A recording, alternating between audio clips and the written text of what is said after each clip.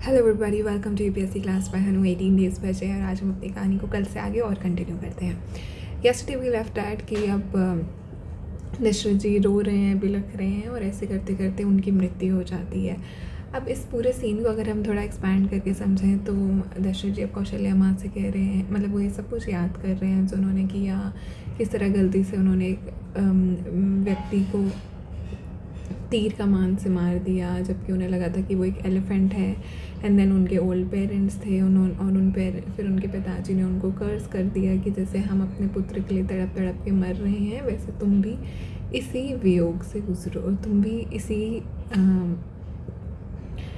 दुख से गुजरोगे। एंड तो वो एंड कौशल्या माँ भी हैं, अब उनसे भी तो उनके पुत्र दूर हुए हैं, तो वो भी दशरथ जी को थोड़ी कटु बातें बोल रही हैं। And then Dashrath ji is saying to her कि तुम तो कभी किसी अनजान से भी गलत बात नहीं करती कौशल्या, तो तुम मुझसे ऐसे प्लीज़ मत बात करो, मैं नहीं झेल सकता। एंड देन कौशल्या माँ इज़ ऑल्सो सेइंग कि मुझे पता है कि आप धर्म से चलते हैं और आप धर्म के रक्षक हैं, आप कुछ अधर्म की बात नहीं करते, लेकिन ये जो बातें मेरे मुख से निकल रही हैं या जो मैं कटु वचन बोल रही हूँ वो इसीलिए है, it's because of the pain which I am feeling because my son has gone away from me.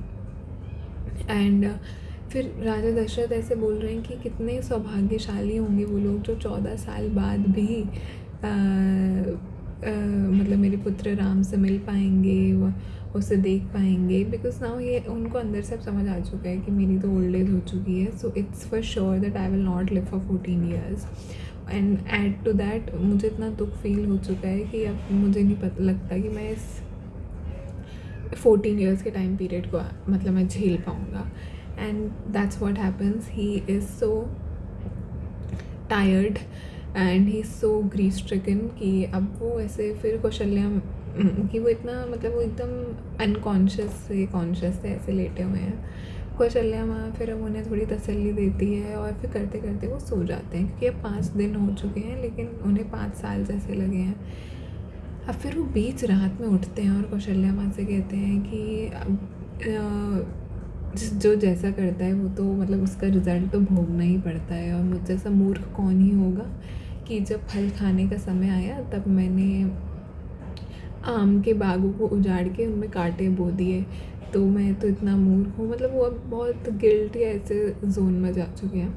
And then he says कि कौशल्या तुम प्लीज़ टच मी बिकॉज मुझे यम के मैसेंजर्स लेने आ चुके हैं और अब मेरा ज़्यादा समय बचा नहीं है। एंड ऐसे करते करते ही falls unconscious and he eventually dies. अब वहाँ पे जैसे ही उनकी मृत्यु होती है वो राम राम मतलब ऐसे उनको याद करते करते उनकी मृत्यु हो जाती है।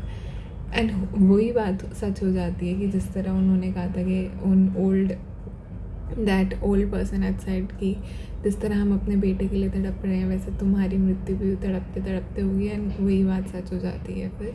एंड देन ही सेज जब ये सब कुछ हो जाता है तब वहाँ जितनी भी रानियाँ हैं वो ऐसे पिक्चर्स में डिपिक्ट किया जाता है कि वो इतनी उनके बाल एकदम अनकेम्प्ट हैं, फैले हुए हैं, उनका पूरा रॉयल अटायर नहीं है, मतलब वो बहुत बिल्कुल भी रानी जैसी नहीं दिख रही, सब मौन कर रही हैं। तो उनका तो सब कुछ उजड़ चुका है, क्योंकि पहले तो जिससे जिनका राज तिलक होना था वो चले गए एग्ज़ाइल में, फिर उनके साथ साथ उनकी वधू भी चली गई, दूसरे भाई भी चले गए, अब जो राजा थे वो भी नहीं रहे, तो अब तो एक किंगलेस लैंड हो गया बिल्कुल। तो वो सब मतलब एक दुख के बाद आते रहे। अब वहाँ पे जितने भी ऋषि मुनि हैं वो दशरथ जी की बॉडी के आसपास इकट्ठे होते हैं और उनकी बॉडी को ऑयल में रख देते हैं, बिकॉज़ कोई पुत्र नहीं है कुछ भी करने के लिए। फिर वशिष्ठ जी फिर ये बोलते हैं कि ये किंगलेस ऋषि वशिष्ठ कि किंगलेस लैंड तो बहुत ख़तरनाक होता है, क्योंकि कोई है ही नहीं रखवाली के लिए। ऐसा करो जल्द से जल्द आप भरत जी को बुलाओगे। भरत जी गए हुए हैं केकया किंगडम, वहाँ पर जहाँ अपने मामा के पास नाउ, और उन्हें सब पूरी कहानी का कुछ नहीं पता। एंड वो उनको बोलते हैं मैसेंजर्स को कि वहाँ जाओगे भी तो मतलब उन्हें बताना मत कि क्या क्या हुआ है, बस बोल देना कि आना है।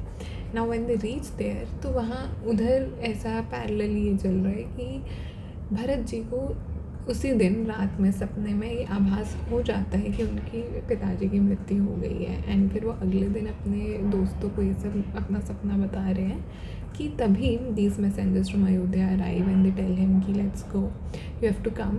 And Bharat ji ask them that what has happened, how is my father, my mothers, how are my brothers, सही है नहीं है, ये सब मतलब चल रहा है।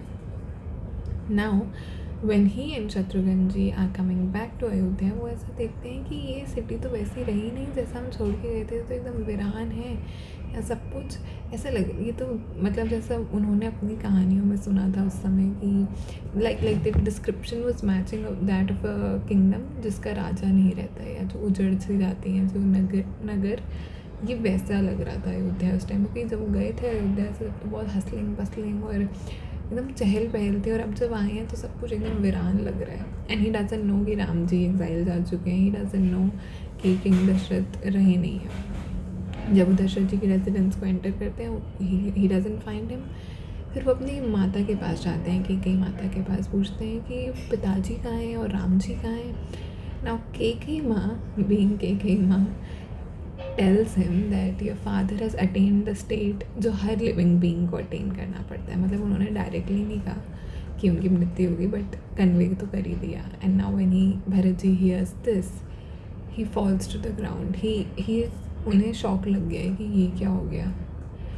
अब ये तो पहला शॉक है, अभी तो उन्हें और झटके लगने हैं जब वो उन्हें पता चलेगा कि राम जी कहाँ गए, लक्ष्मण जी कहाँ गए, सीता माँ कहाँ गई, कैसे हुआ ये सब कुछ।